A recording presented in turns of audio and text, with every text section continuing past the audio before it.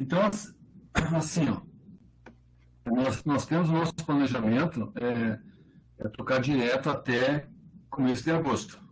Eu termino na semana que vem, depois assume o professor Denis mais 4 alunas, e aí fecha o curso. Tá. Só que realmente eu não lembrei dessa questão que o curso avança no período de férias de vocês. Né?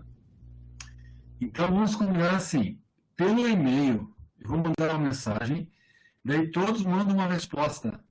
Qual é a semana, ou qual é a quinzena que vocês estão de férias nas escolas.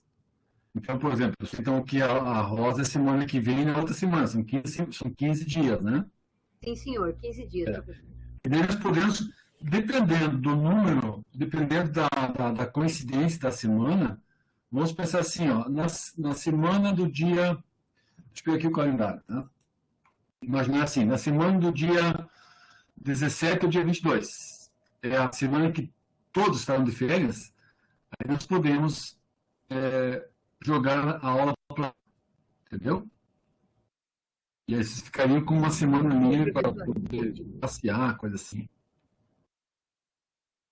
Tá Eu tô bem? no mesmo esquema aí de Rosa. Essas 2 semanas próximas eu tô de férias também. Tá. Então é importante, assim, semana que vem, dia 11, tem aula, tá? Certo? Por quê? Porque no dia 11 eu combinei com o professor Adailton, lá de Florianópolis. Ele vai mandar agora, nessa semana, o arquivo da aula dele. Manda para mim. Eu vou repassar para vocês. E a aula dele, ele é um cristalógrafo. Tá? Então, ele trabalha com a resolução cristalina das moléculas, orgânicas e inorgânicas. E ele vai nos dar uma ideia. Claro, assim, é uma ideia de como ele trabalha os dados quando ele tem um monocristal. A partir do monocristal, ele consegue ter os dados de raio-x. Desses dados de raio-x, ele faz assim, o refinamento, e desse refinamento ele tira a estrutura cristalina, né, que pode ser racêmica e pode ser quiral. Se a molécula é quiral, ele tem lá um índice, né, que ele olha aquele número, porque é um software, né, então ele lança os dados, o software faz o ajuste, e aí se a molécula é quiral, tu vai ter um índice que indica se aqueles dados de fato correspondem a uma estrutura quiral, aí que pode ser R e S. Então será assim uma oportunidade bastante importante, ímpar para nós, mesmo para mim, porque o meu conhecimento nessa área é muito pequeno. Então, como eu trabalho com ele em alguns artigos, em que ele faz o refinamento da estrutura cristalina, então eu fiz um convite e ele prontamente aceitou, né? Então ele vai dar assim, mais ou menos uma hora e meia de lâminas apresentando como é que é a técnica, o que faz, o que não faz, né? Então, dia 11, segunda-feira, está valendo o cronograma. Aí depois, aí nós acertamos. Então, só que eu vou precisar que todos me mandem pelo e-mail qual é a semana, ou as 2 semanas, ou as 3 semanas, qual é o intervalo de férias de vocês nas respectivas escolas. Tá? Daí, com essa informação, eu abro todas as mensagens e vou fazer uma planilha e vou verificar, o Amaury, o Edson, o Fernando, o José, o Pietro, a Rosa, não sei o que, esses têm a semana de férias, digamos, a partir já do dia 11. Né? E aí, com base nisso, eu faço, então, uma pequena mudança no cronograma. Nós vamos protelar, jogar para uma semana depois ou 2 semanas depois. E aí entra o professor Denis, tá? Ok, Rosa? Ok, professor, perfeito. Tá. Semana que vem, na segunda-feira, eu tenho uma consulta, não vou estar aqui na minha casa, mas de onde eu estiver, eu vou acessar, nem que seja pelo celular, tá bom? Não, tranquilo. De qualquer modo, Rosa, assim, ó, a aula será gravada, né? Sim. E aí essa aula gravada, ela será assim bastante importante porque as dúvidas que vão permanecer, né, você pode voltar para o vídeo, olhar bem e depois ir na literatura buscar, né, tentar entender o que o professor Dalton quer dizer. Não pretendo. Não é uma linguagem, veja bem, não é uma linguagem muito acessível para nós, como químicos, orgânico ou inorgânico, químico geral, tá? Não é uma linguagem simples, porque ele vai falar de dados obtidos de raio-x, da difração de raio-x. E aí é uma linguagem que nós não temos prática, né? Não é do nosso dia a dia. E aí, mas ela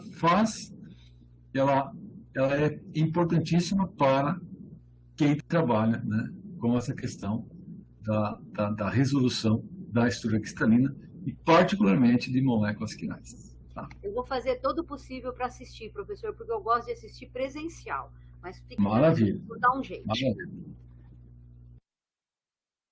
Muito bem, então, nós já, na aula passada, aqui, né, deixa eu voltar aqui,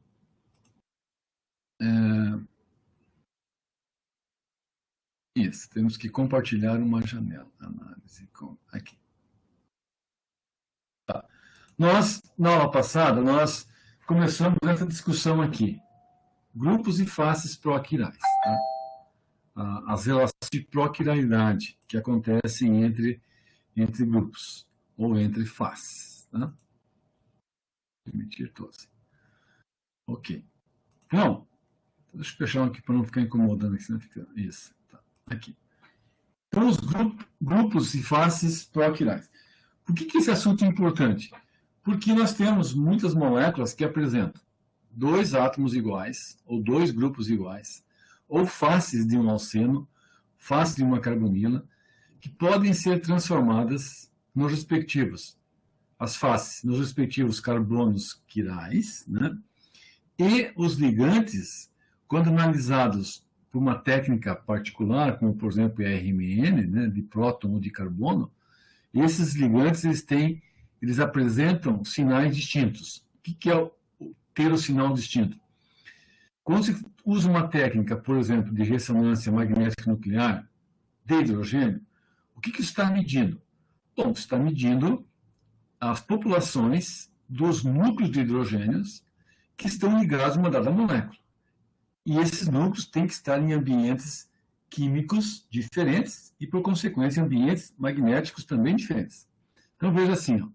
Vamos supor que tenha como exemplo propano, tá? Deixa eu marcar aqui a cor da caneta. Propano, tá? Então, o propano tem o CH3 ligado ao CH2 ligado ao CH3. Tá? Então, você observa naturalmente que o propano tem conjuntos de átomos de hidrogênio que são constitucionalmente diferentes. Né? Quais são eles? Os dois metilenos, os dois hidrogênios do metileno aqui e os três hidrogênios da metila são diferentes. Eles são diferentes, mas é o mesmo átomo. Então, essa equivalência química, ela não se verifica aqui. Agora, você já pode imaginar que os hidrogênios da metila dos dois grupos são idênticos, mesmo nesse ambiente que corresponde, né, ao propano. Então, os núcleos isolados, e aqui no caso é o núcleo hidrogênio, ele isolado, quando analisado por uma técnica, por exemplo, de ressonância, ele tem um spin nuclear. Então, ele tem uma rotação. Ele tem uma rotação que você vai simbolizar o spin, digamos, para cima e o spin para baixo. Então, o que a técnica percebe? Que esse núcleo tem uma atividade magnética. Então, a resposta é um sinal. Tá. Quando nós olhamos esta molécula do propano e usamos a técnica da ressonância magnética, o que a técnica nos dá como informação? Ela vai nos dizer que existem, neste esqueleto carbônico, átomos de hidrogênio, núcleos de hidrogênio, os núcleos são os mesmos átomos, porém o ambiente químico e magnético é distinto. Assim, a técnica enxerga os hidrogênios da metila diferente dos hidrogênios do metileno. Então, serão dois sinais. Um sinal correspondente ao CH2 e um outro sinal correspondente ao CH3. E as intensidades, as áreas desses sinais aqui, serão proporcionais ao número de átomos. Neste caso, 2 para 6 ou 1 para 3. Então, vocês vejam que tem uma equivalência entre as metilas, mas não tem entre o metileno e o metil. Então, tu tem um exemplo aqui de uma questão que constitucionalmente é diferente. Então, esses núcleos agora, por exemplo, as duas metilas entre si, o que elas são? Né? Os dois hidrogênios do metileno, o que eles são entre si? Então, é exatamente isso que nós queremos discutir. Essas relações que podem acontecer aqui, de grupos, de átomos ou de faces. Então, esses átomos aqui, né, são chamados de homomórficos. O hidrogênio, comparado com ele mesmo, o carbono com ele mesmo, o oxigênio com ele mesmo. Quando esses núcleos, esses átomos, estão num ambiente químico, esse caráter homomórfico pode se modificar. E aí nós temos que buscar critérios para entender isso. E um exemplo mais intrigante é, na verdade, esse aqui, ó, né? É este epóxido aqui. Por quê? Tu tem duas metilas que constitucionalmente são diferentes. E elas são porque esta metila em relação à isopropila, aqui a relação é cis, né? E aqui a relação é trans. Ok. Então, para este caso, cada grupo metila dará um sinal distinto no R-. Então, serão dois sinais referentes aos hidrogênios do grupo metila. Bom, agora, olhando a isopropila, o que acontece com ela? Temos duas metilas aqui. E elas parecem ser, né, por um processo de escala de tempo, por um processo populacional, parece que as duas são idênticas. Quer dizer, se você rotacionar a ligação simples, nós temos uma ideia de que talvez tu tenha uma equivalência química e magnética. E se isso acontece, tu vai ter o quê? Bom, tu vai ter o mesmo sinal. Porém, o espectro mostra dois sinais.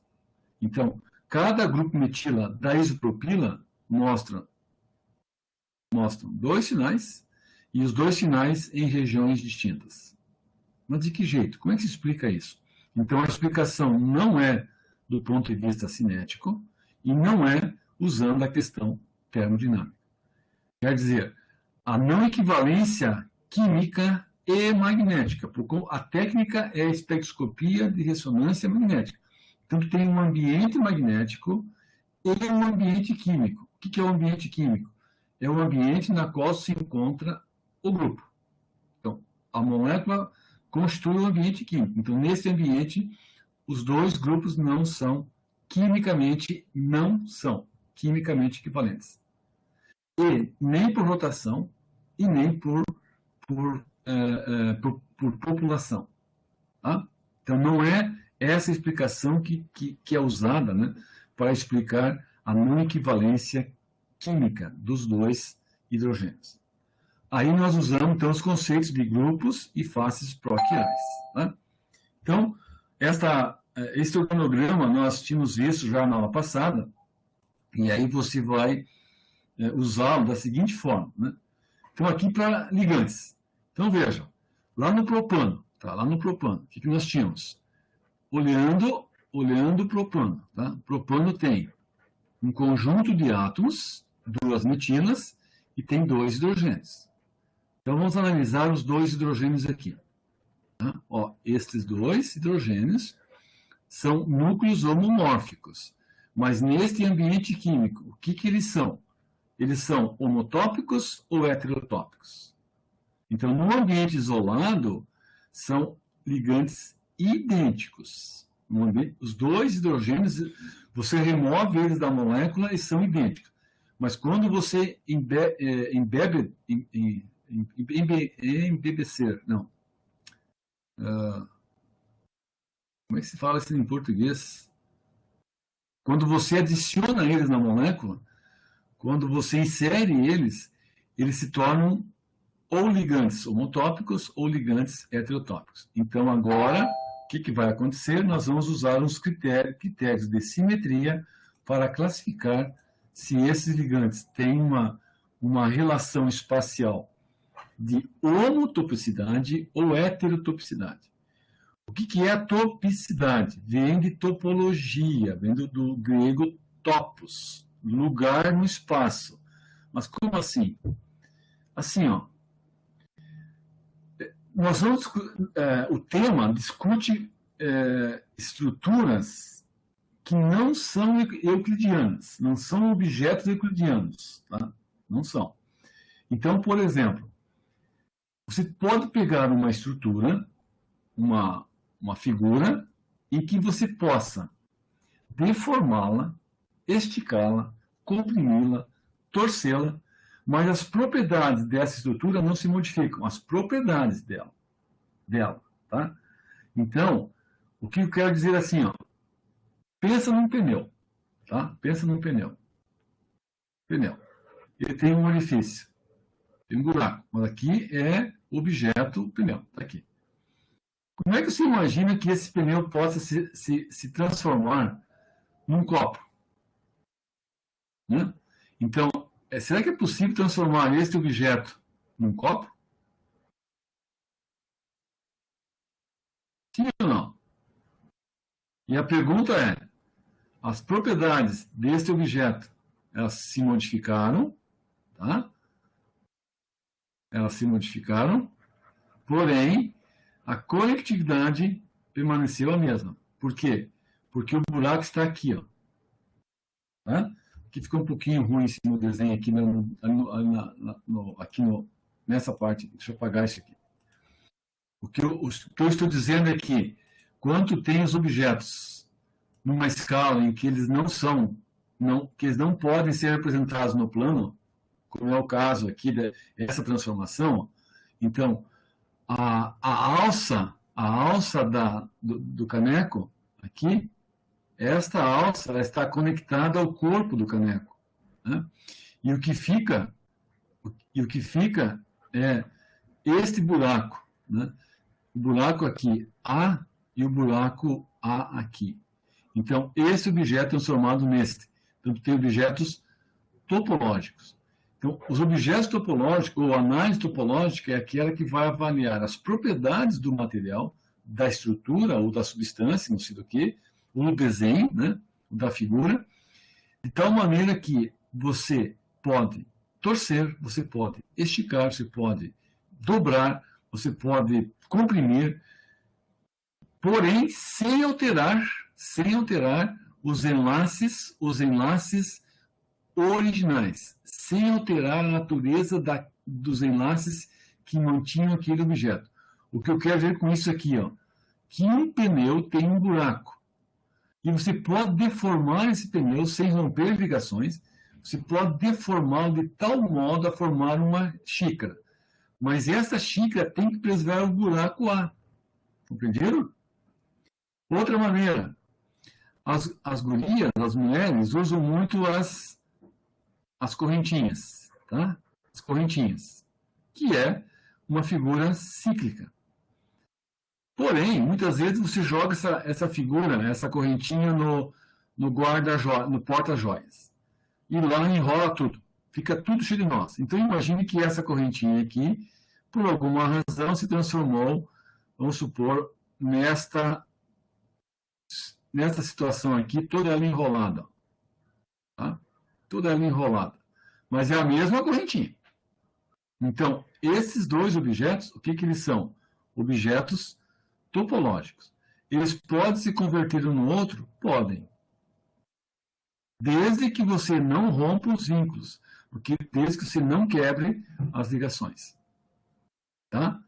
Então, nós vamos classificar exatamente nesse sentido.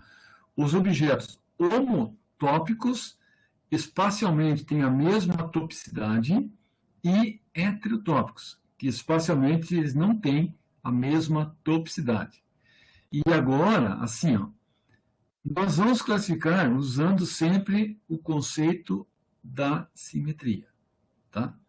Então, nos homotópicos, o nosso padrão de referência é sempre um eixo C2. Quando tu tem dois ligantes com eixo C2, no RNN, os núcleos tornam-se com a mesma distribuição eletrônica e magnética. Então, são isocronos, usando o C2. Quando nós temos os heterotópicos, você vai dividir eles constitucionalmente heterotópicos e estereoheterotópicos. O que são os constitucionalmente heterotópicos? Na aula passada eu dei um exemplo, vou pegar um outro aqui. Tu tem, digamos, um éter e a conexão com uma amina, aqui. Ó, uma amina de um lado e aqui do outro lado. Aqui um CH3. Então, vejamos. Este grupo CH2, então aqui tem um CH2, né, do lado do oxigênio, e aqui tem um outro CH2 do outro lado. Muito bem. Então, a nossa relação é, esses dois aqui, eles são o quê? Diferentes, pela própria constituição. Então, eles não têm a mesma conectividade química. Agora, claro, olhando individualmente este par de ligantes, o hidrogênio 1, o hidrogênio 2, o hidrogênio 3 e o hidrogênio 4, o que eles são entre si? Bom, aí, né, aí já não são mais constitucionalmente heterotópicos, eles são estereoheterotópicos. E aí você vai abrir dois ramos. Ou eles são enantiotópicos ou diastereotópicos. Então, a topicidade vai definir qual é a relação espacial entre eles, né? E aí você vai usar o critério de simetria. C2 para homotópicos, plano de simetria para os núcleos enantiotópicos e a ausência, né, do C2 e do plano, quando tem os núcleos diastereotópicos. Critério de simetria. Critério da substituição. Bom, se tu tem um critério de substituição e os núcleos são homotópicos, então aí você não pode obter outra coisa se não ser a mesma coisa. Tá? Se tu tem núcleos enantiotópicos, tu vai obter o quê? Os enantiômeros. E se os núcleos são diastereotópicos no critério da substituição, tu vai ter os diastereoisômeros. Tá? Esta é a ideia. Então, nós começamos aqui. O metanol, né? Desculpa, o etanol. Tem dois hidrogênios ali. O que eles são entre si? Então, a regra é assim. Se tu tem um eixo C2, você vai classificar como sendo homotópicos. Mas se tu tiver um plano de simetria, aí tu vai classificar como sendo enantiotópicos. Então, observe, para o etanol, a relação no espaço dos dois hidrogênios é uma relação especular. Tá? É uma relação especular. Então, o plano de simetria, ele passa exatamente, ó, entre os hidrogênios. Tá? Então, tu tem um plano de simetria passando aqui, ó, vamos pontilhar ele, né? Então, esse plano de simetria passa pelos hidrogênios. E ele contém, né? E esse plano contém o CH3 e o OH. Então, o plano de simetria vai refletir o hidrogênio 1 e o hidrogênio 2. Então, este efeito de reflexão define, né, que a relação espacial entre o hidrogênio 1 e o hidrogênio 2 é uma relação do tipo enantiotópica. O que quer dizer isso? Que se você substituir um dos hidrogênios por um átomo diferente, tu vai obter os enantiômeros. Então, veja, uma relação proquiral, aí chama de HR, HS, quando se trocam dos dois, pelo deutério, por exemplo, você obtém o respectivo centro. Então, os grupos proquirais, eles são responsáveis pelo centro de configuração R e o centro de configuração S. Então, você vai trocar e dessa troca resulta em dois enantiômeros. Aqui, por que deu S? Bom, o hidrogênio em azul, quando ele é trocado, aqui você obtém o enantiômero 1, o 2 e o 3. Então, veja que esta relação aqui te dá a esquerda, anti-horário. Então, esse centro é S. Se o centro é S, você vai descrever o hidrogênio como sendo S. Trocou o R, ó, trocou o R, deu configuração R. Entenderam? Então, a relação espacial é de enantiotoxicidade através do plano. Como é que você confirma isso? Faz o critério da substituição. Então, de modo genérico, dois grupos proquirais, né, hidrogênios, quando trocados, vão formar o quê? Vão formar o carbono quiral. Tá? O carbono quiral. No exemplo anterior, né? Nós tínhamos lá um éter, tá? Um éter. CH3, CH2 e aqui o éter deste outro lado do amino. Então, vamos pegar como referência esse carbono aqui. Então, o que ele é? Ele é um carbono que tem os dois ligantes proquirais. Então, se desenha aqui o CH3, você vai desenhar o oxigênio, aqui a outra parte, né, e agora, atenção aqui, ó. Então, hidrogênio 1 e hidrogênio 2. Então, o 1 e o 2. O que eles são entre si? Então, se você passar um plano, e o plano ele passa exatamente entre os hidrogênios, então, este plano de simetria, né, esse signo aqui, define que os dois são o quê? São enantiotópicos. Se eles são enantiotópicos, a substituição deles deve formar dois compostos quirais, um R e outro S. Vamos ver? Então, se nós trocarmos o 1, tá? Trocarmos o 1, que significa 1? Vamos trocar por deutério. Aí a troca, pessoal, ela é aleatória, né? Nós pegamos o deutério como referência. Deutério, hidrogênio para trás, aí o CH3 aqui à esquerda e o oxigênio, a outra parte, que aqui não vou desenhar, está à direita. Tá? Então, e sempre é esse aqui. Vamos ver. Configuração. 1, 2, 3, 4. Então, 1, 2, 3, 4, a orientabilidade dos grupos está no sentido horário. Configuração desse centro, R. Então, quando se troca o hidrogênio 1 por deutério, o centro vira R. Então, esse hidrogênio 1 é chamado hidrogênio R, ou PRO-R. Entendido? E o hidrogênio 2, então, o hidrogênio 1 é o hidrogênio R. E o hidrogênio 2 vai ser o hidrogênio PRO-S. Certo?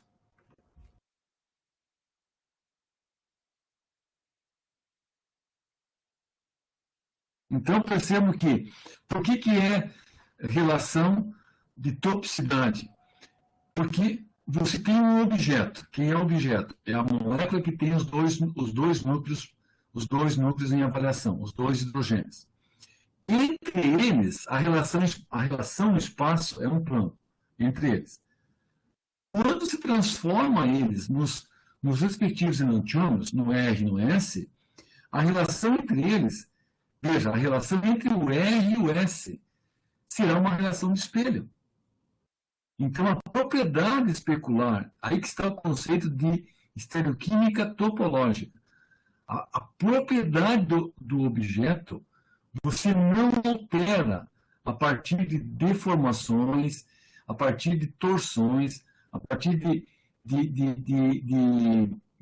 efeitos físicos que você possa provocar no objeto. Contração, expansão, torção. Que você não rompa a conectividade molecular, os dois objetos entre si, né, eles têm essa relação.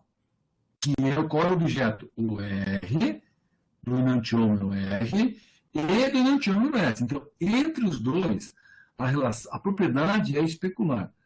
Quando você pega o composto original, que é o álcool, aqui no caso o éter, né, o que acontece?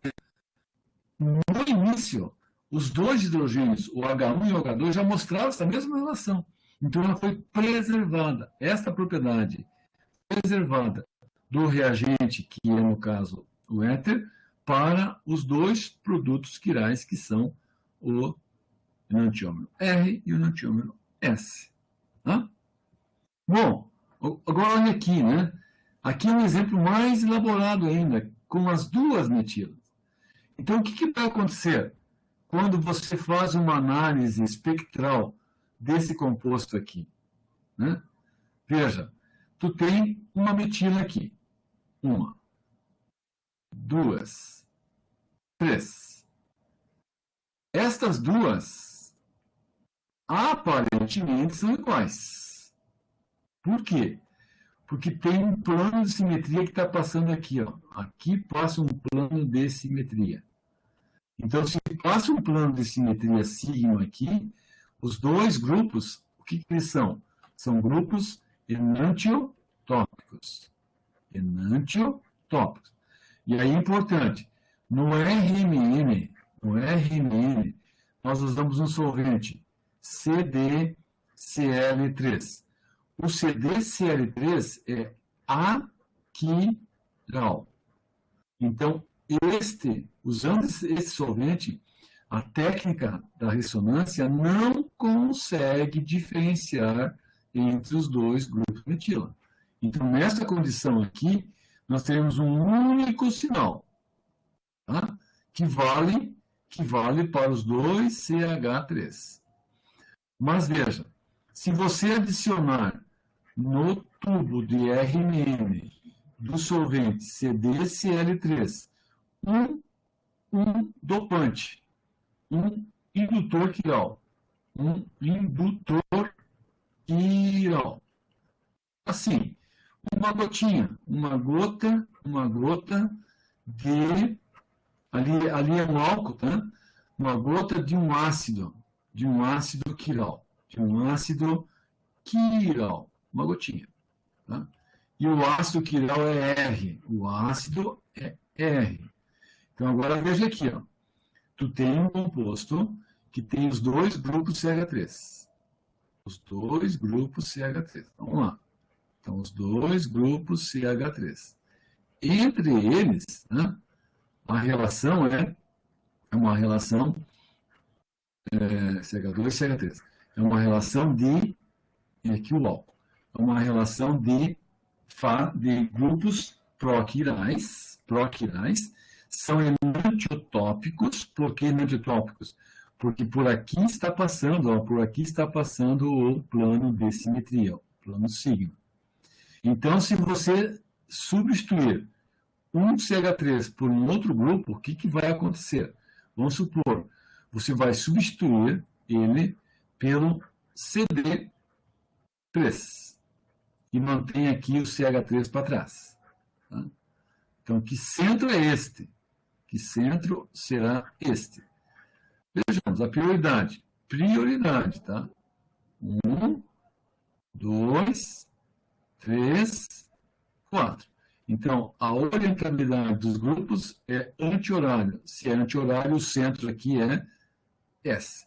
Então, esta metila, ela pode ser definida como sendo Pro-S.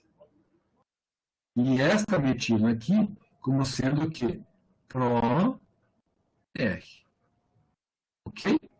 Então, quando você adiciona uma gotinha do ácido quiral R, o que o ácido quiral R irá fazer? Ele irá se coordenar com esse composto aqui. Mas veja, o ácido é R. Esta metila é Pro-S. E esta metila é Pro-R. Então, tu tem uma combinação R mais o Pro-R, e tu vai ter o R mais o R. Isto aqui representa duas combinações que não guardam entre si uma relação de espelho. O que elas são? São diastéreo. Esta relação é diastéreo isomérica. É um diástero isômero. Diastéreo isomérica. E se ela é diastéreo isomérica, o RMN pode diferenciar. E aí tu vai ter o quê? Tu vai ter dois sinais. Então, aqui, num espectro de ressonância magnética, um indutor quiral, tu pode ter os dois sinais separados. Ao invés de ter um, tem os dois. E aí, cada sinalzinho representa os grupos CH3. Tá? Então, é um ramo fabuloso da estereoquímica. Bom, esta a relação proquiral, ela vai além de átomos isolados. Aqui é o caso da metila. Para este exemplo, em processos biológicos, eu tenho os dois braços aqui do carboxilato, o ProR e o ProS. Por que eles são assim? Porque, veja, os dois são iguais. Ó. Os dois são iguais. Né? Então, os dois grupos são iguais. Se você tem, porventura, a possibilidade de funcionalizar este carbono aqui ou este carbono, tu transforma ele num centro quiral. Tá? Num centro quiral. Mas agora, né, note que, para esse caso aqui, né, ó, tu tem o plano que passa entre os dois grupos. Então, se o plano está passando aqui, os dois grupos são grupos enantiotópicos. Ao substituir, veja, na reação aqui, o que foi feito? Foi substituído um dos hidrogênios. Então, transforma em OH.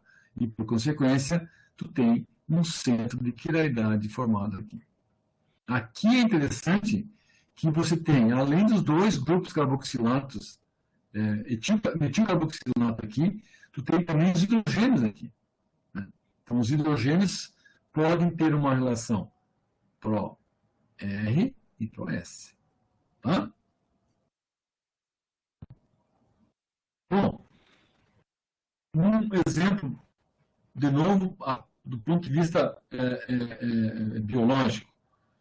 Professor, posso fazer uma pergunta? Então, pode. Como o senhor mesmo disse, esses estudos são estudos assim muito aprofundados e que requerem assim comparações até. Uma coisa que me ocorreu agora é muito interessante esses estudos, principalmente quando vai especificar uma rota de síntese, né, para algum composto, não é? Porque Sim. quando você tem uma rota de síntese, muitas vezes você espera obter uma coisa e não obtém, né?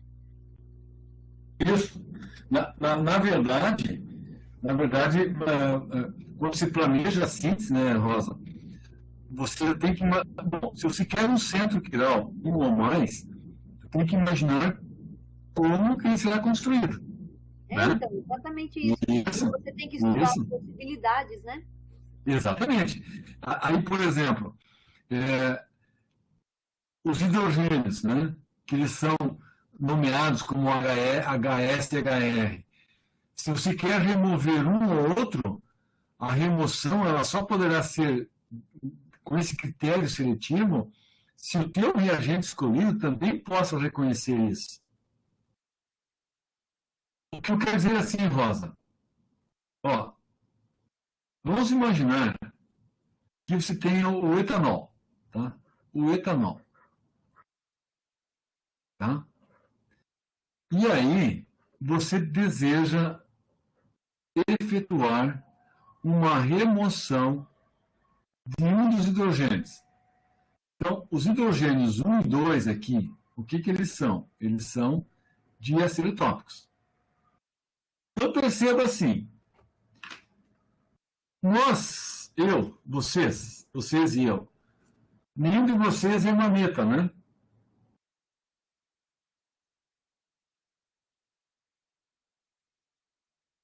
Nenhum de vocês o quê, professor?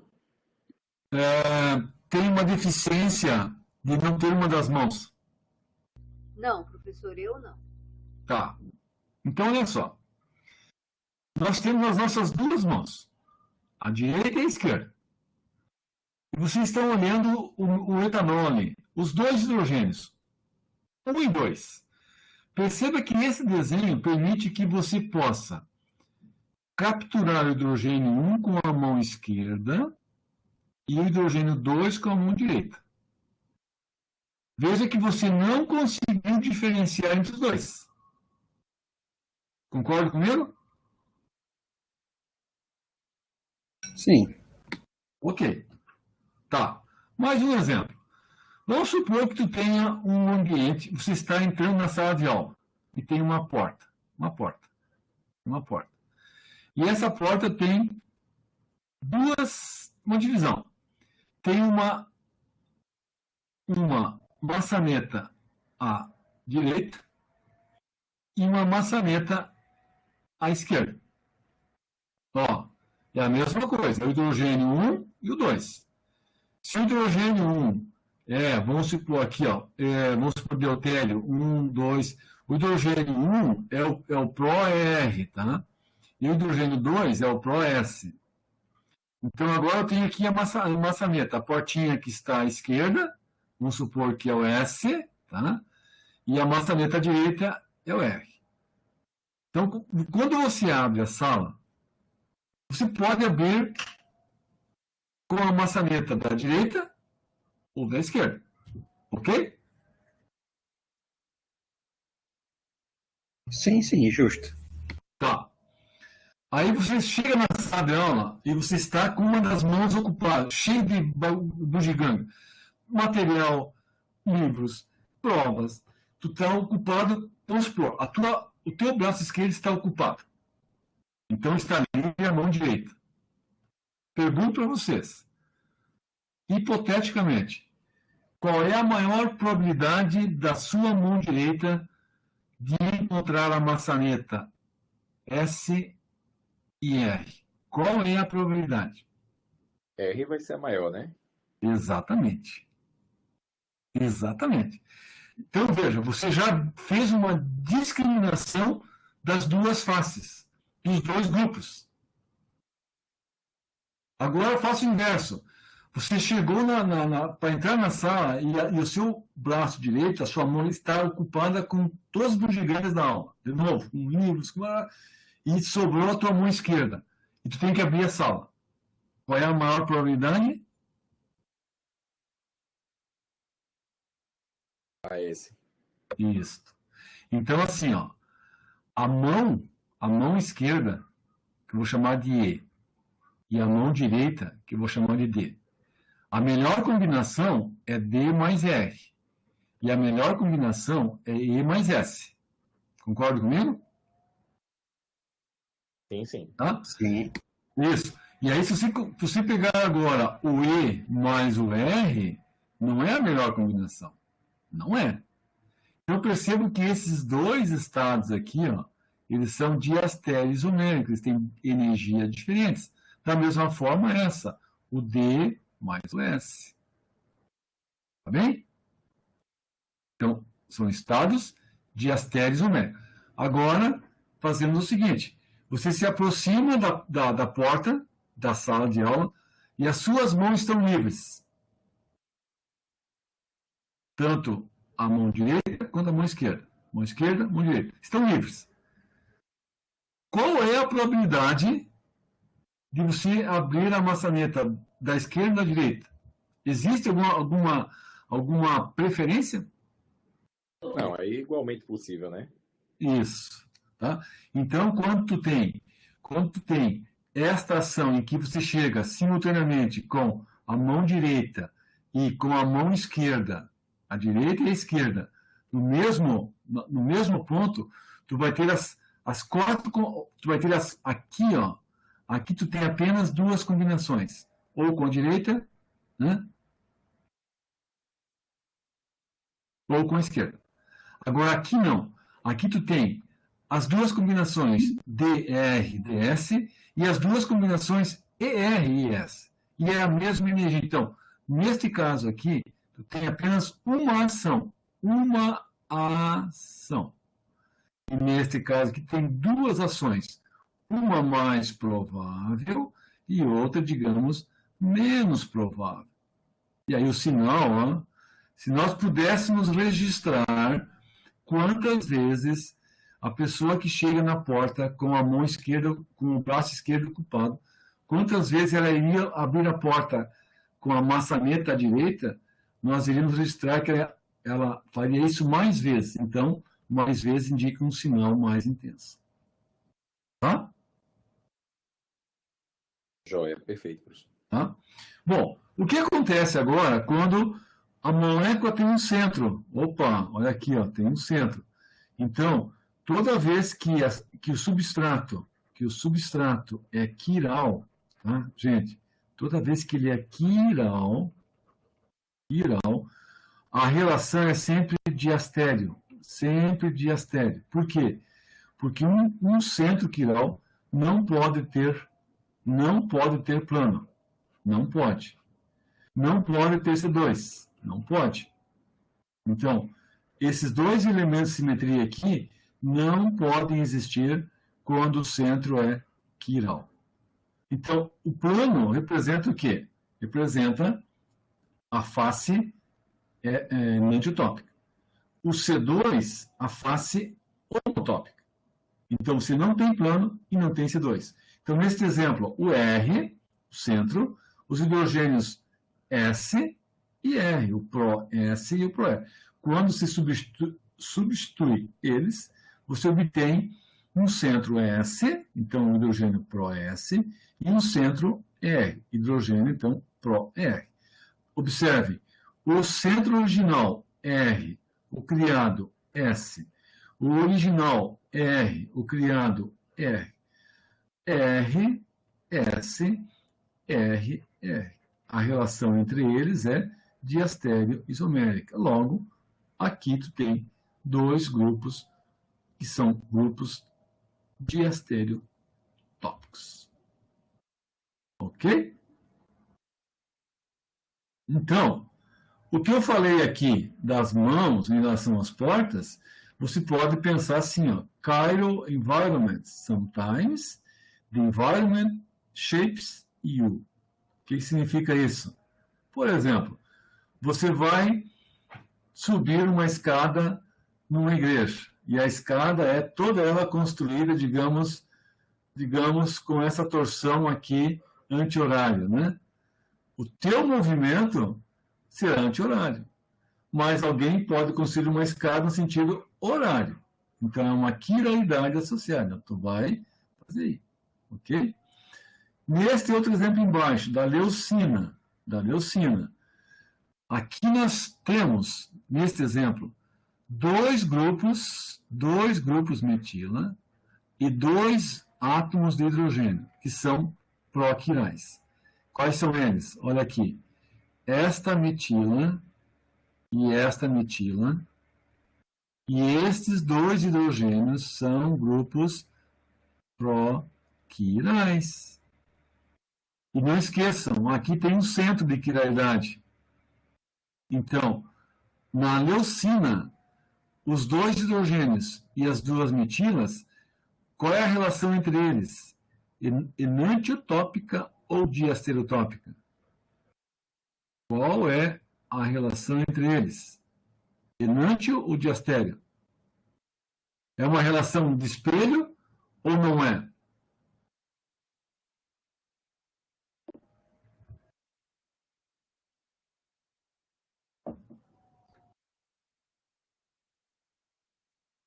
Então, lembrem, se o centro está presente aqui, ó, tem um centro aqui, o amônio, o carboxilato e o carbono. Então, esse centro aqui, a configuração é S. Quando tem um centro quiral na molécula, a relação é sempre diastéreo isotópica. E aí, interessante, ó, num espectro de ressonância magnética nuclear de hidrogênio ou de carbono 13, o que vai acontecer? O hidrogênio 1 e o hidrogênio 2, a metila 1 e a metila 2. Não, metila A. Tá? A e a metila B. Então, você enxergará um sinal para o hidrogênio 1, um sinal para o hidrogênio 2, então hidrogênios aqui, e irá enxergar dois sinais das metilas, da metila A e da metila B. Por que dois sinais? Porque a relação é diastereotópica. Se a relação fosse enantiotópica, os sinais seriam juntos, seria assim, ó. Se a relação fosse enantio. Mas não é, ok? Então, o RMM é uma ferramenta poderosa para nós decidirmos se você está usando, está discutindo uma relação diastéreo ou uma relação enantiotópica. Tá? Aqui mais outro exemplo. Para este caso, é da acetilcolina, né? Acetilcoenzima A. Então, tu tem os grupos proquirais A, B, C, D. Vejam que a substituição deles, adequadamente, vai nos levar o quê? Bom, vai nos levar os hidrogênios ProS, ProR, ProR e ProS. Tá? E as enzimas, elas são tão especialistas. Rosa, aqui um exemplo, né, de um processo biológico, em que uma enzima tem uma eficiência muito grande. Eu pensei justamente como que a natureza criou uma especificidade tão grande. Justamente ela tem a chave só para encaixar aquele específico hidrogênio ou aquele de átomos. A especificidade é muito grande.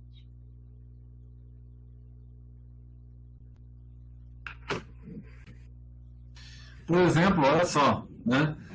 Para formar este alceno, né? Ele removeu os hidrogênios em vermelho, tá? E não os hidrogênios em azul. E é interessante.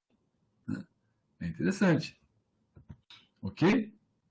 Bom, aqui são mais exemplos. Agora nós temos um epóxido mais simples, em que tu tem os dois hidrogênios de um lado, dois do outro, e entre eles aqui, ó, entre eles. Então, aqui é importante que você guarde as relações de simetria. A homotopicidade é sempre relacionada com o C2. A enantiotopicidade é sempre relacionada com o plano. E a diastereotopicidade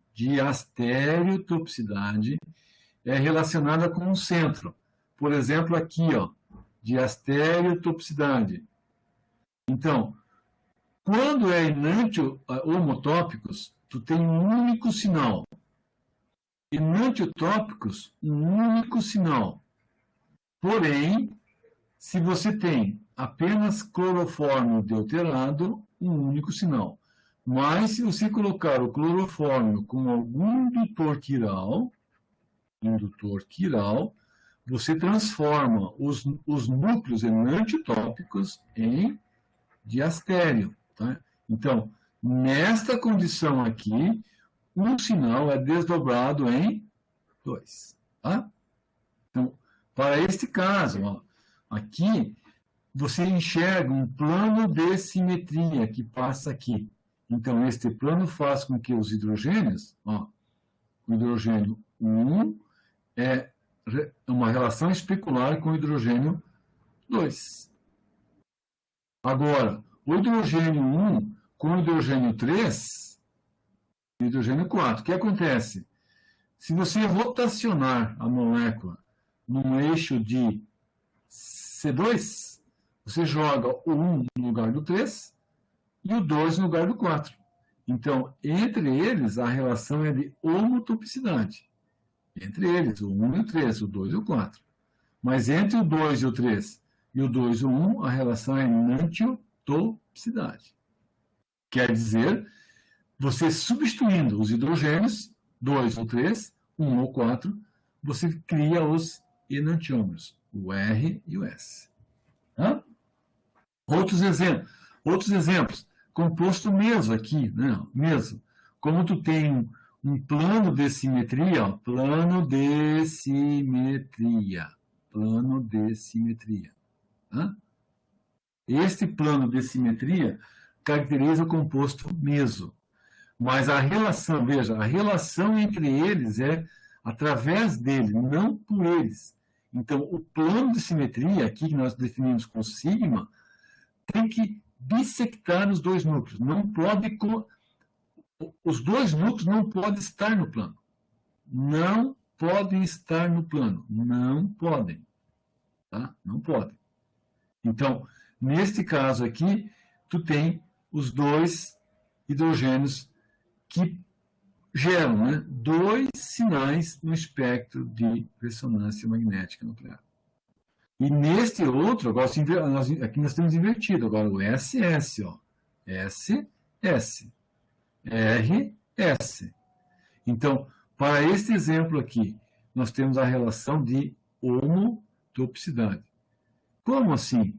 É que, olha aqui, neste carbono, aqui, marcar 1, 2, 3. No carbono 3, tá? No carbono 3, pegar os eixos de referência.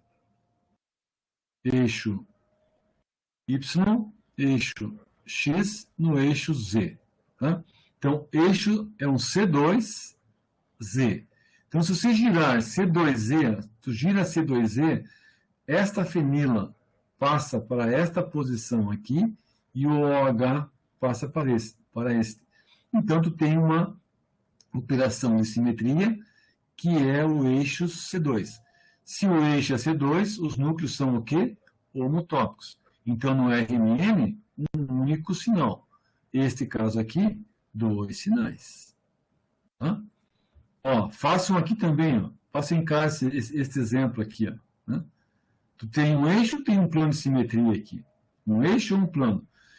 Se você tiver um eixo, os dois são o quê? Homotópicos. Se tu tiver um plano, o que são os dois núcleos? Enantiotópicos. Tá? Aqui mais exemplos, né? Tu tem 2 hidrogênios aqui, né? Então você vai ter o isômero cis, tá? O isômero cis e o isômero trans. Em qual deles tu tem o plano de simetria? Em qual deles tu tem o eixo C2? Se tu tiver o plano, tu tem uma relação de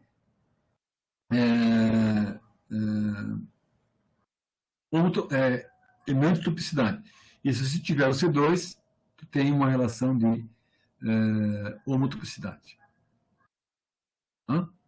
Então, são exemplos interessantes que podem olhar um após o outro e tentar analisar qual a relação entre eles. Tá? E aí essa relação é homotópica, enantiotópica ou diastereotópica. Tá? Mas cuidado, para esses exemplos, olha aqui, ó, sempre tem um centro de quiralidade. Aqui, ó, sempre tem um centro. Então, se tem um centro, você vai esquecer o sigma. Tu vai pensar ou C2 ou sendo diastereotópicos. E, por fim, se você quer comparar com polímeros, né?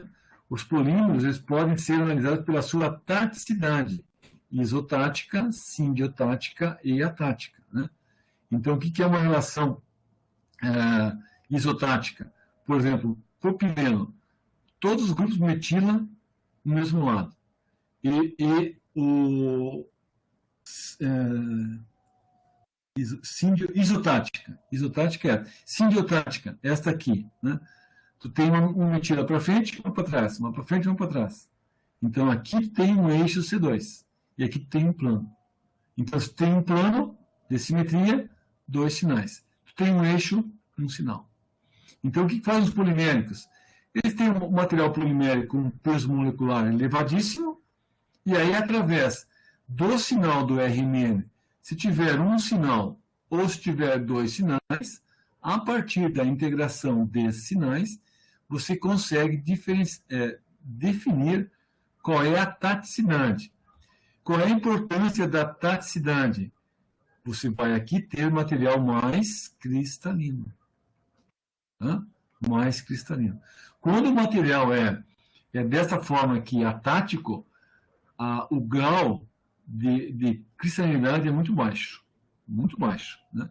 Mas ele é amorfo. Tá? Então, o grau de cristalinidade é sempre atribuído a partir da formação de um polímero que possa ser, digamos, mais simbiotático ou mais isotático. Tá? Esta é a ideia, né, que o pessoal de polímeros, quando sintetiza polipropileno, por exemplo, quando sintetiza esses polímeros que possam ter uma estereorregularidade, é encontrar uma condição que esse controle seja possível. Ok? E, por fim, nós chegamos nas faces, né?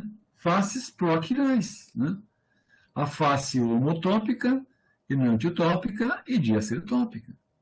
E aí você vai chamar as faces de face Rê, né? De face Rê ou de face Si. Vejam, é uma quiralidade em duas dimensões, assim como eram dos grupos. Então, uma face Rê e uma face Si. Qual é a condição para que você tenha uma face proquiral? Não importa se é um alceno ou se é uma alcina, tá? Uma carbonila. A condição é essa aqui, ó. No alceno, vamos imaginar, no etileno, tá? No etileno, não tem como. Por quê? Porque você tem os elementos de simetria que caracterizam os grupos ou as faces homotópicas, que é o eixo C2. Mas, se você tem, por exemplo, o propeno, no propeno, olha aqui, então você tem uma substituição de um dos hidrogênios por um grupo metilo.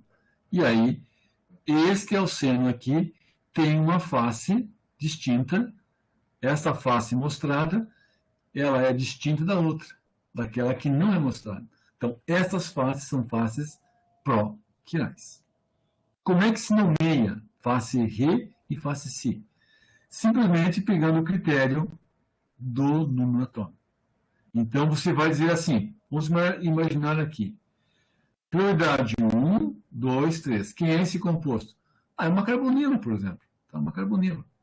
Então, o 1, o 2 e o 3. Vejam que esta ordem em duas dimensões, né, que dá um sentido desta orientabilidade horário. Então, se ele é horário, simboliza o R. Então, é a face Rê. A de trás é a face Si. Então, agora, pegando o mesmo desenho, olhando de perfil, tu encontra a direita a face Si, a esquerda a face Rê. Então, o que faz os reagentes? Eles conseguem diferenciar uma face da outra. Então, se um reagente atacar uma carbonila por esta face, vai formar o centro quiral R. Se atacar por esta face, vai formar o centro quiral S. Mas a probabilidade é a mesma, 1 para 1. Então, você não tem seleção das faces, neste caso. Mas é possível? Sim, é possível. Tá? Então, olhando a face Rê e olhando a face Si, qual é a diferença? Olha a posição invertida do 2 e do 3. Então, as faces proquirais, Rê e Si, elas serão enantiotópicas se entre elas tem uma relação especular. Tá? Uma relação especular. Agora, compare aqui o formaldeído. Né?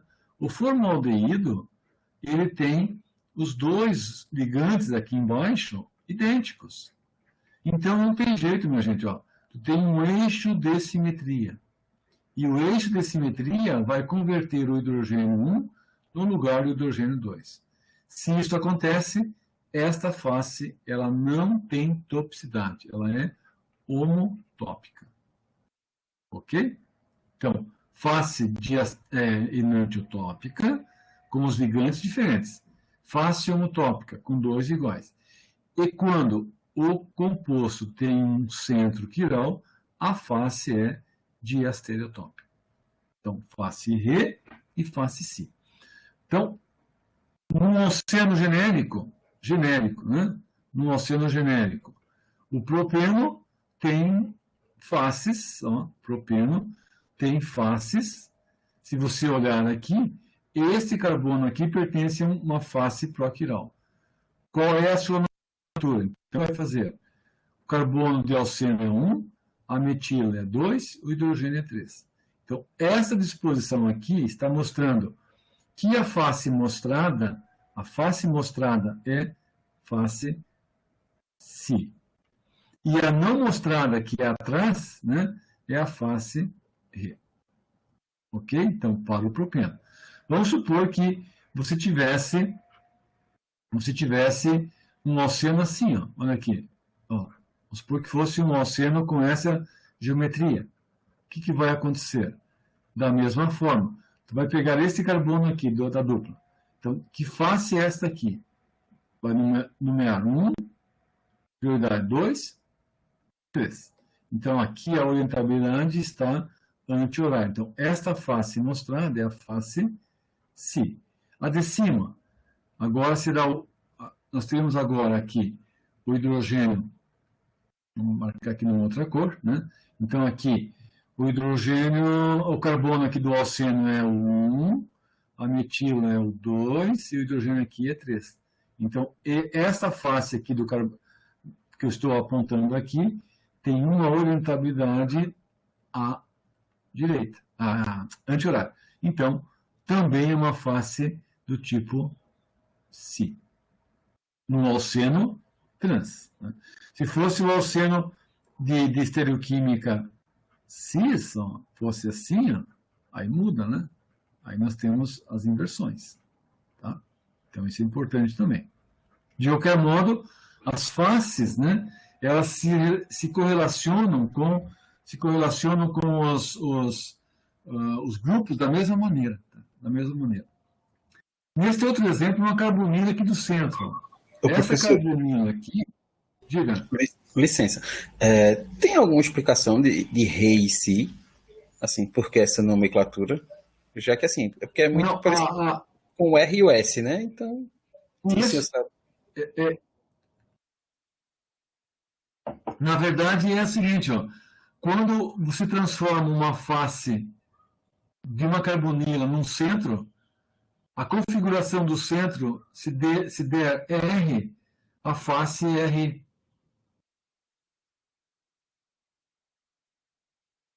É porque fala de face, é? Aí seria essa a diferença? Isso. Ah, certo. É. Porque, deixa eu ver se eu tenho aqui tem uma lâmina aqui limpa. Ó. Vou pegar aqui o aldeído. Vamos pegar um aldeído, o acetaldeído. Então, aqui nós temos a face da carbonila. Muito bem. Esta face da carbonila, vamos ver para a nossa regrinha. A prioridade, o oxigênio é 1, o metil 2, o hidrogênio 3. Então, a orientabilidade dos grupos aqui está no sentido anti-horário. Então, a face mostrada é face Si. Aqui é o que está enxergando, tá? Claro que se você desenhar nessa perspectiva aqui, ó.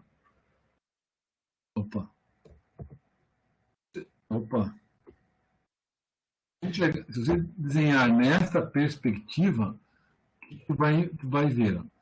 Vamos desenhar aqui, ó, a carbonila. Tá? Desenhamos o CH3 aqui e o hidrogênio aqui. Então, se você está olhando daqui, ó, o teu olhar é daqui, da direita para a esquerda, ou da esquerda para a direita. Então, prioridade 1, 2, 3. Então, quando você está olhando da direita, tu enxerga 1, 2, 3, é sentido anti-horário. Então, esta face mostrada é face Si. Agora, se você está olhando aqui da esquerda para a direita, a face mostrada da carbonila é a face Re, que, na verdade, ela é correspondente, estou imaginando assim agora, aqui, ó. Então, você está olhando ela aqui, ó.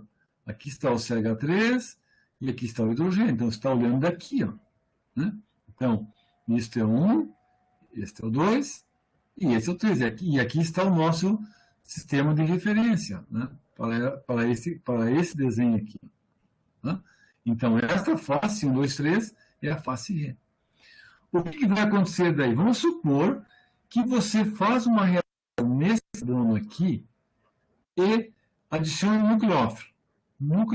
Vamos imaginar um reagente aí, um CH3 não, um nucleófilo. Tá. Deixa eu pegar aqui. Tem que apagar isso aqui. Nucleófilo. Tá? Então, o nucleófilo transforma aquele carbono sp2 num carbono quiral. Tá bem? Mas ele atacou pela face Si, pela face da frente. Então, o nucleófilo fica para frente e o grupo OH vai para trás. Aí que vem a questão do porquê que é face Re e face Si. Então, a prioridade, veja bem, ó, 1, 2, 3, 4. Muito bem, então vamos dar uma arrumadinha nisso aqui, vamos dizer que essa molécula, ela é isso aqui, ó. Eu vou rotacionar aqui umas ligações, de tal maneira que eu quero arrumar o nucleófilo aqui, tá? O CH3 aqui, então eu vou rotacionar nessa ligação aqui, ó. Então, joguei o nucleófilo no plano, estou trazendo para frente quem? O OH, e jogando para trás o átomo de hidrogênio. Aí temos a prioridade, era 1, nucleófilo 2, e aqui é o 3. Ó. Então, 1, 2, 3, deu centro R. Tá? Ó, deu centro R. A regra é bem clara assim, ó. Quando você adiciona o nucleófilo e a ordem de prioridade não é alterada, a face é aquela do centro. O que aconteceu aqui? Ó? Quando o nucleófilo se adicionou, nós tínhamos uma ordem 1, 2, 3, com a metila sendo 2. E nesta configuração, a metila virou 3. Então, se o nucleófilo altera a ordem, você não tem como saber qual é a face. Mas, em geral, você tem uma reação que você não altera esta ordem. Então, vamos só para mostrar o que significa isso. Tu tem um CH3 aqui e um CH2 aqui, ó, uma etila, tá? Uma etila. E o teu nucleófilo é uma metila, CH3 menos. Então, arrumamos aqui, o nucleófilo é um CH3, e este aqui virou CH2. Ó. Agora, observe que a ordem de prioridade é 1, 2, 3. Aqui será 1, 2, 3. Então, não vale mais este, não vale mais esse, e o hidrogênio é 4. 1, 2, 3. Orientabilidade à esquerda, o centro é S, e o ataque foi pela face C. Entendido? Sim, beleza. Isso. Então, como resposta assim definitiva para ti, a face C vai gerar o centro S. A face R vai gerar o centro R. Numa seguinte condição, o grupo que entrar, que reagir com a face, que formar o centro, este grupo não pode alterar a prioridade dos grupos originais. Não pode. Tá? Não pode. Então, o que eu fiz ali? Se tu tem, por exemplo, uma fenila, ó, uma carbonila aqui e um CH3 aqui. Ok. Esta face é proquiral? Sim. Ela é enantiotópica ou diastereotópica? Ela é enantiotópica. Como é que eu sei? Ela tem um plano de simetria. Tá? Então, o que tu vai fazer? Bom, você vai imaginar, tá? Imaginar o grupo carbonila num plano, né? O CH3 aqui, digamos, para frente, para trás, o grupo fenila para frente, o nosso plano imaginário é este aqui, né? É este aqui, ok? É esse plano. Então, se a reação acontece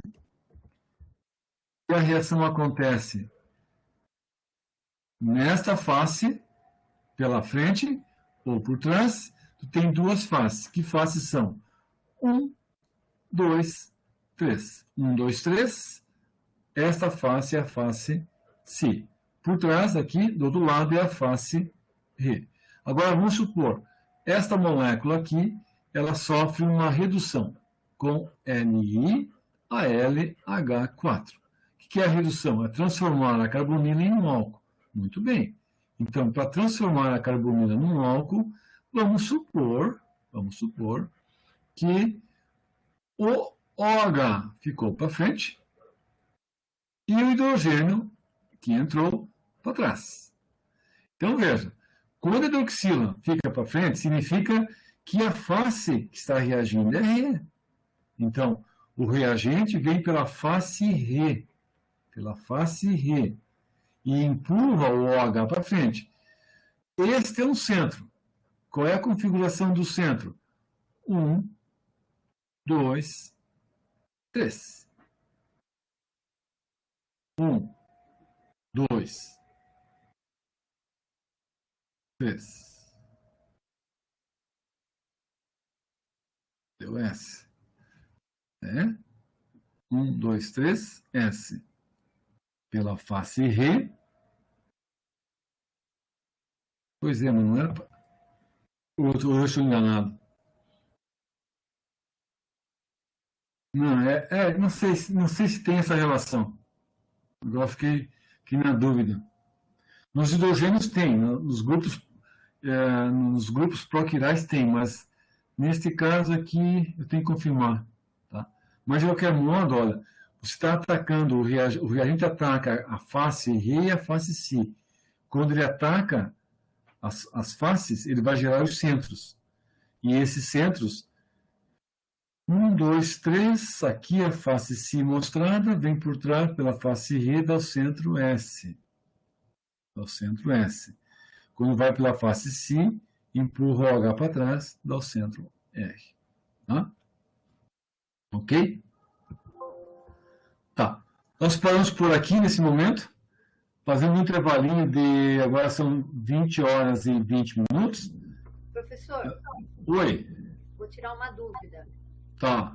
A face da frente, ela vai ser sempre a Si, e a de trás sempre a R, ou aqui foi coincidência? Não, depende como se desenha. Entendi. Coincidiu, Depende. então. Coincidiu nos dois desenhos, a face da frente é Si e a de trás é R. Ok. Mas vamos pensar, se eu desenhar, por exemplo, eu quero desenhar uma acetona a metil isopropilcetona. Agora a face. É que assim, daí a prioridade, né? 1, aqui 2 e aqui 3. Então, essa face aqui é a face mostrada a Ré. A não mostrada é Si. Tá? Então tá, voltamos às 8 horas e 35 minutos. E eu fico devendo essa parte, eu não me recordo se realmente tem essa correlação. Reagiu pela face Ré.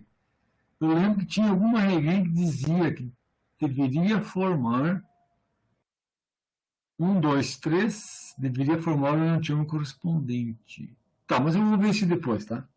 Então vamos dar um intervalinho agora para dar uma descansada. Beleza, até já. Até.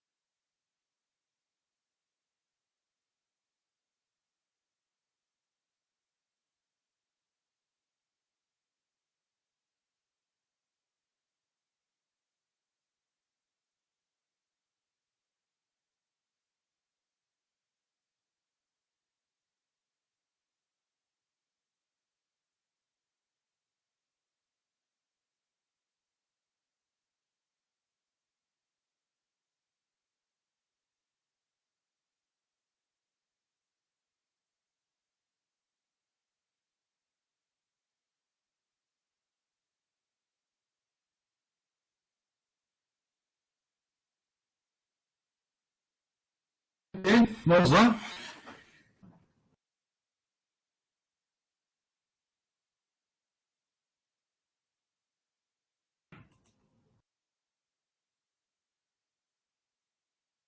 Vamos lá. Isso. Eu esqueci de parar de gravar, mas não tem problema. O tempo ficaria menor. Então, como última parte, qual é mais rápido, vamos comentar sobre um pouquinho da questão da nomenclatura dos alcenos, né? Também faz parte do tema de estereoquímica. E aí, claro, aqui nós vamos discutir uma estereoquímica em duas dimensões. Tá? Então, nós não temos centros de quiralidade, mas nós temos as faces, e essas faces elas podem ser homotópicas, elas podem ser enantiotópicas ou diastereotópicas. Tá? Bom, aqui assim, bem do conhecimento de vocês, né? Particularmente em alcenos, nomear, né, o isomerismo geométrico, né, o cis-trans. Então, é uma alternativa que se usa e não há nenhum problema de usá-lo, né? Só que muitas vezes, para alguns exemplos, o uso do descritor cis e trans ele pode gerar alguma confusão. Né? Então, o que aí o PARC recomenda? Que nós possamos substituir o termo cis-trans pelos símbolos E e Z, né, que são símbolos de origem germânica das palavras Entingen, né, e Zusammen. Né? Então, o Z representa ou significa ideia de juntos, do mesmo lado, né, e o Entingen representa, então, os grupos separados. Bom, qual é o critério aqui? O critério é material, é o número atômico. Os cis-trans são duas alternativas em que nós temos o critério de semelhança, e aí que é o problema sério de você julgar, né, quem é mais semelhante e quem é menos. Então, vamos pegar como exemplo aqui, hipotético, um oceano com os 4 halogênios. Qual é o critério que você usaria para definir quem é cis, quem é trans? Né? Por similaridade, não tem jeito, os 4 são halogênios. Né? Esse outro exemplo tem uma etila, uma N-butila, um CH3 e um CH3. Como é que nós iríamos definir quem é cis, quem é trans aqui? Agora, claro, a nomenclatura cis-trans ela ainda é usada. Né? Então, existem exemplos que não há dúvida. Você pega lá o caso do buteno. Buteno 2, o isômero trans e o isômero cis. Aí é tranquilo. Né? Então, não é que você não possa usar cis-trans, mas não é muito possível você troque, né, pelo símbolo E e pelo símbolo Z. Tá? Então, é o critério do número atômico. Grupos que têm, apresentam um número atômico mais elevado do mesmo lado, você atribui o descritor E. Se não, é o Z. Então, vamos pegar o caso aqui deste exemplo, do alceno, que é chamado de trans. Então, você vai olhar cada átomo de carbono 1 e carbono 2. E aí, substituintes, hidrogênio 1 e a metila aqui. Do outro lado, a mesma coisa. Então, entre o carbono da metila e o hidrogênio, a prioridade aqui é 1 e aqui é 2. Tá? É assim. Desse outro lado, a metila é 1 e o hidrogênio é 2. Então, você percebe que os grupos de maior prioridade, que são os dois grupos metila, estão em lados opostos. Né? E aí tu vai chamar isso aqui de isômero E. Tá? E2-buteno. Tá? Para estes casos aqui, né, que tu tem, então, um sistema tetrahalogenado, tá? A regra é número atômico. É o critério material. Então, vamos supor que fosse iodo, imaginar aqui bromo, né? Vamos pegar o flúor e vamos pegar aqui o cloro. Tá? Então, para cada carbono da ligação dupla, tu estabelece a prioridade. Entre flúor e bromo, 1 e aqui 2. Entre iodo e cloro, aqui é 1 e aqui é 2. Então, o que se vai observar? Que neste exemplo, né, os dois grupos de maior prioridade, que são o iodo e o bromo, estão do mesmo lado. Então, este é o isômero Z. Tá? Para o caso do oceano mostrado aqui, então, nós vamos abrir, né, um pouquinho a estrutura. Tu tem lá uma etila, né, uma metila, daí, opa, não é essa aqui. Tem uma etila e, assim, uma etila e uma metila, e do outro lado você tem uma metila e uma N-butila, tá? N-butila, isso aqui. Ó. Então, aqui, a prioridade, o que é? Etil, metil. Então, a etila é 1, a metila é 2. A metila e a N-butila. A N-butila é a 1 e a butila e a metila é a 2. Então, os grupos de maior prioridade estão em lados opostos aqui. Ó. Então, este isômero é o isômero aí. Tá? Então, é mais fácil. Dizer assim, você não tem dúvida na atribuição correta da questão dos isômeros. Vou pegar mais um exemplo. Vamos supor que tu tenha um oxigênio aqui. Tá? Um oxigênio aqui. E aqui deste lado, um hidrogênio, vamos supor assim, tu tem um CH3 aqui, tá?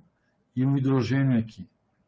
Então, de novo, nesse carbono aqui, o primeiro da dupla, a prioridade aqui é 1 e aqui é 2, aqui é 2 e aqui é 1. Então, em lados opostos, este é um álcool que tem uma estereoquímica do tipo E.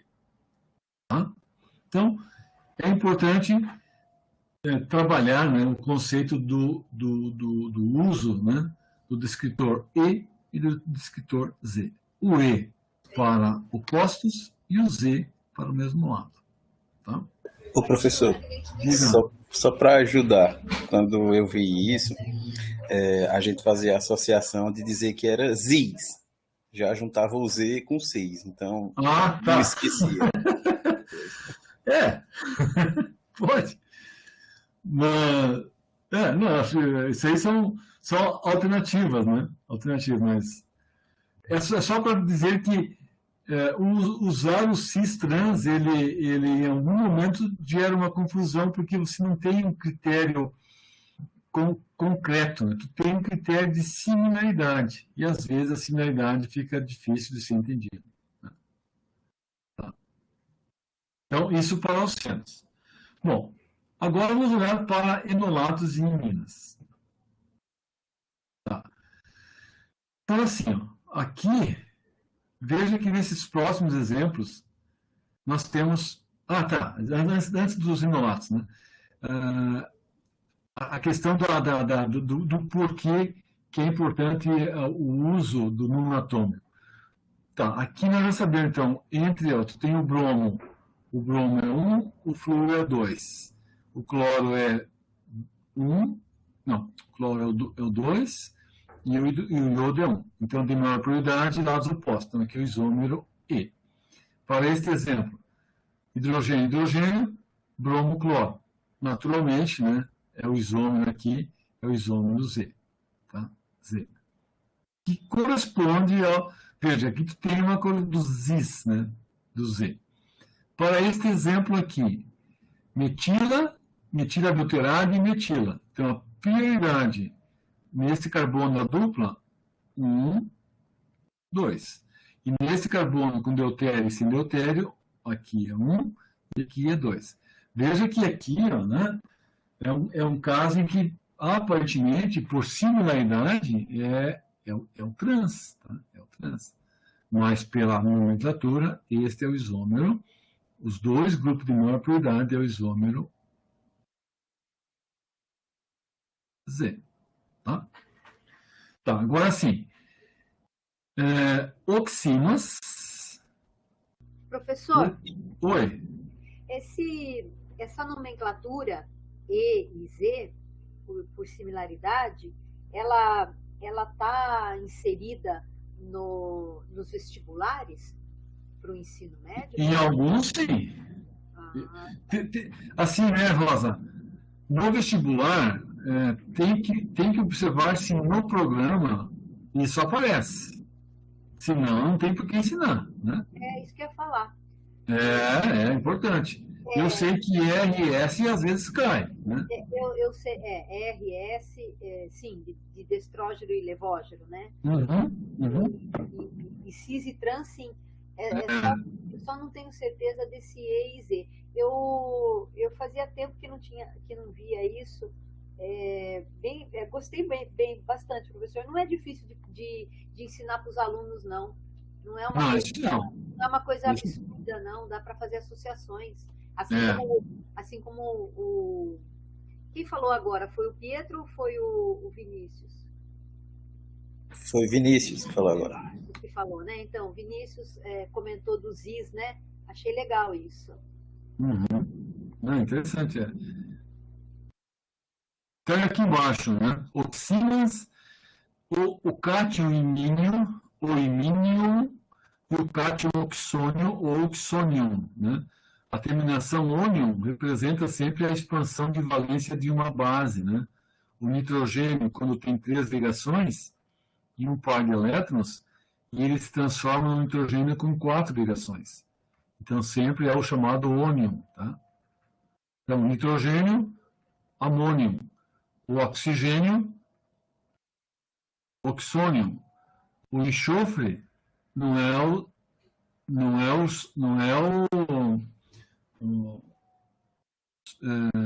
sulfur, né? Sulfur. Seria o sulfônio, tá? Então, terminação ônio. Então, aqui, ó, nesses casos, tem um par de elétrons no nitrogênio e aqui no oxônio. Então, o par de elétrons também conta, tá? Também conta. E aí vamos desenhar aqui, é uma cetona, tá? Em que ela foi protonada. Então, o próton está do lado da metila aqui. E o par de elétrons do oxigênio está aqui, ó, aqui. Então, você vai estabelecer um ranking de prioridade. A fenila é o 1, metil é o 2. Nesse lado aqui, o hidrogênio é o 1 e o par de elétrons é um átomo fantasma, é o 2. Então, em lados opostos, né? Em lados opostos, a protonação gera o oxônio de geometria E. Tá? Oxônio de geometria E. Na oxima aqui, né? Na oxima, nós temos o par de elétrons, mesma coisa, um par de elétrons do nitrogênio e lá do outro lado o OH. E aí o que aparece ali? Então tem o hidrogênio aqui à esquerda e está a metila à direita. Então, por prioridade, 1, 2, o par de elétrons é 2 e o OH é 1. Então, em lados opostos, né, a metila com a hidroxila. Então, esta oxima tem geometria E. Tá? E agora, nós vamos entrar nessa parte aqui, que são a formação dos enolatos de compostos carbonílicos, de cetonas, de ésteres, assim por diante. Os enolatos, então, são enolatos, né? O que eles são? São os sais de oxigênio que contêm um cátion, ou lítio, ou sódio, ou assim por diante. Como é que eles são obtidos? Toda essa parte vocês vão ter com o professor Denis, que é o processo da enolização, que é a remoção de uma base, quem é a base aqui? A base de nitrogênio. Esta base, o que ela faz? Ela remove um dos hidrogênios do carbono alfa, tá? Do carbono alfa. Ao remover o hidrogênio, forma uma ligação dupla aqui e esta dupla sobe. Então, vai formar a espécie negativa chamada de enolato. Quando aqui o metal, né, o metal aqui é lítio, enolato de lítio. Se fosse sódio, sódio. O que acontece nesta enolização? Tu pode formar o alceno E, o enolato E e o enolato Z. Então, aqui, uma explicaçãozinha assim importante. Ó.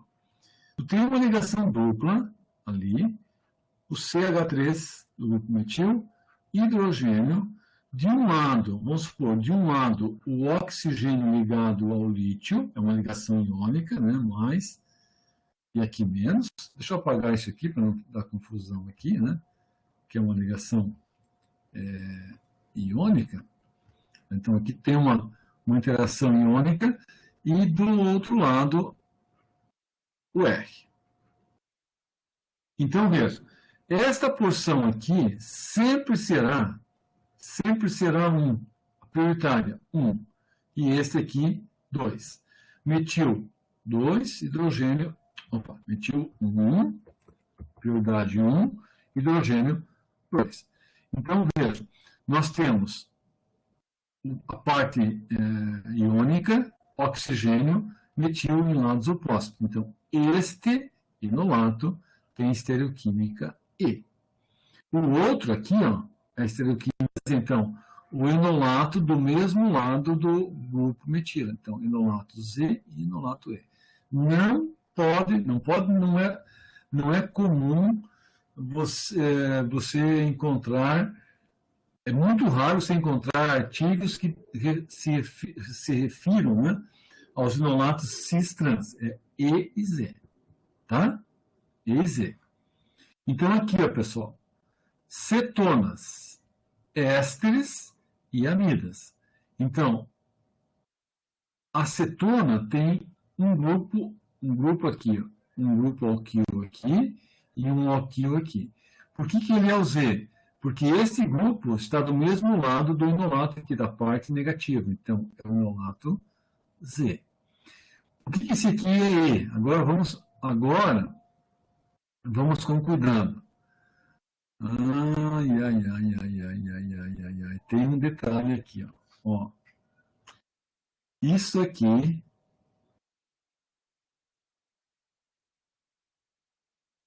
ai.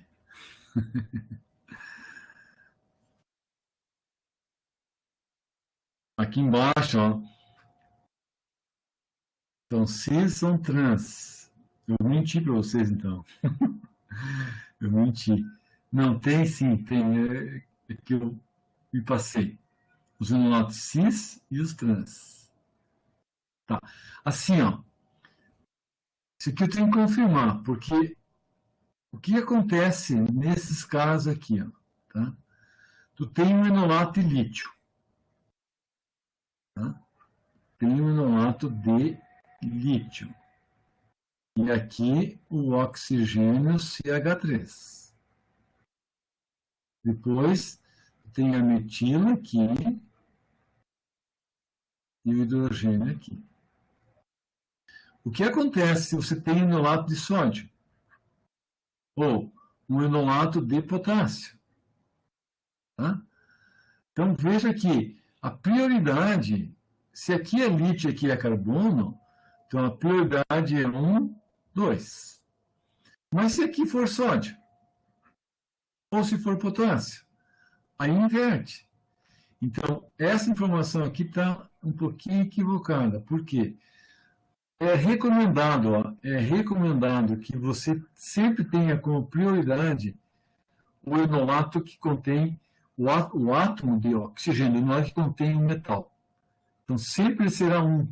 Tá? Sempre será 1. Tá?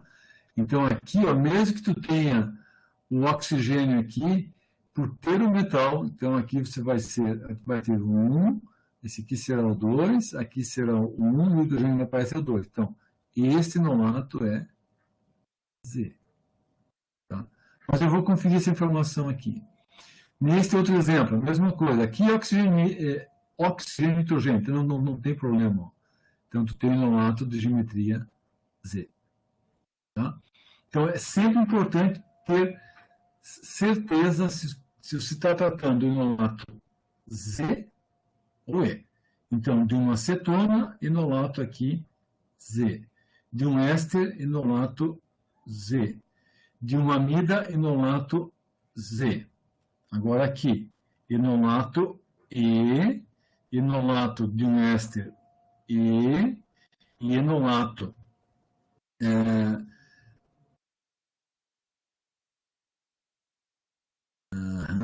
e enolato de uma amida, enolato E. Ok? Entendido? Entendi. Tá. Só para nós fecharmos a aula. Por que é importante nós diferenciarmos um enolato do outro? Olha aqui, ó. Olha só. Vamos supor que você está discutindo o enolato de uma acetona, tá? Enolato de lítio de uma acetona. Aí a acetona tem um CH3 aqui, vamos ver aqui um CH3, e aqui está o enolato de análise. Este enolato tem a geometria, ó, aqui, né, em lados opostos. Então, esse é o E. Quando se faz o outro enolato, é o enolato Z. Então, descrevendo assim. O que eu quero mostrar para vocês é o seguinte: numa reação, e aí vem a pergunta da Rosa, né? Os enolatos, como é que eles reagem? Eles retornam a ligação dupla da carbonila,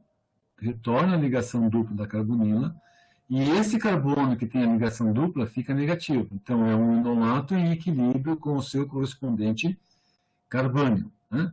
Então, o carbônio, ele é a espécie reativa e ele vai buscar um eletrófilo. Isso é certo, né?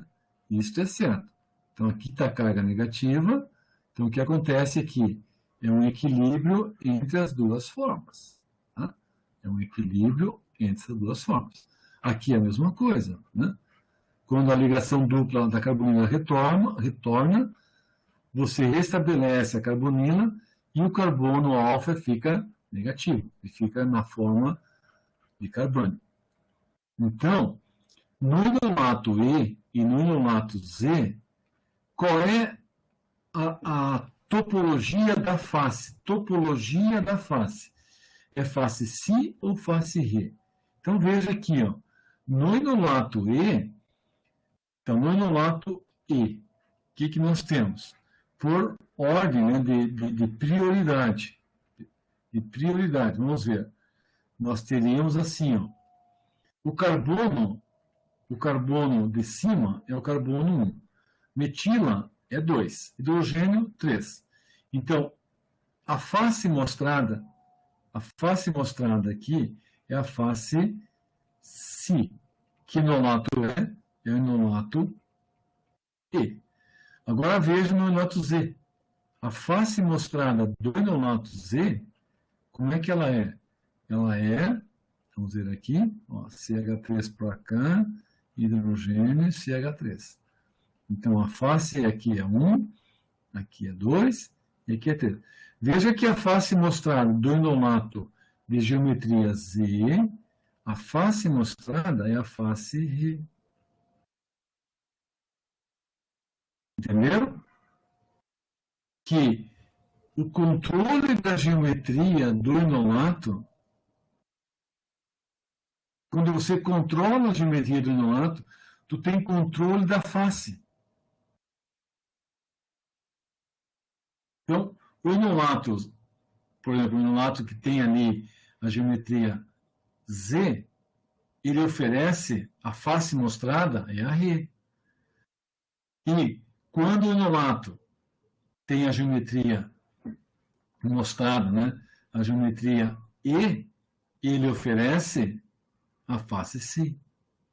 Então, por aqui nós temos uma ideia da importância de nomear corretamente as faces e, ao mesmo tempo, como fazer o controle das faces, dos enolatos, como se faz esse controle do ponto de vista da reação. Então, isso que será visto mais à frente com o professor Denis. Tá? Então, nosso tema era isso por hoje, né? São 9 horas, terminar um pouquinho antes. Combinado, então. Vou mandar pelo e-mail. Vou mandar pelo e-mail Vou solicitar, né, para vocês, que vocês me mandem qual é a semana de folga de vocês agora no mês de julho. Aí, depois que todos responderem, eu vou fazer uma planilha, pegar um por um, e aí vou definir, semana tal não tem aula. Mas no dia 11, segunda-feira que vem, a aula é normal. Tá bom? Porque esse eu não posso desmarcar com o professor Adailton. Então, eu espero que vocês entendam isso, tá bem? Tá, tudo bem, professor. Então, semana que vem, não é com o senhor, mas é no mesmo horário, né? Com o professor Adailton, né? Isso, mas eu estarei, né, na sala. Ok. Isso. E olha só, o link dos vídeos das aulas, né, é no YouTube, né? Então você tem que acessar o link e entrar no YouTube, né? Sem problema. Professor, eu já vou mandar um e-mail para o senhor, então, postando o meu horário de... Isso. Meu período de férias. Isso, perfeito. Perfeito. Boa noite, pessoal. Boa noite, professor. Então, boa noite para vocês aí. Boa noite, gente. Se cuidem, né? Boa noite, boa semana para vocês. Isso.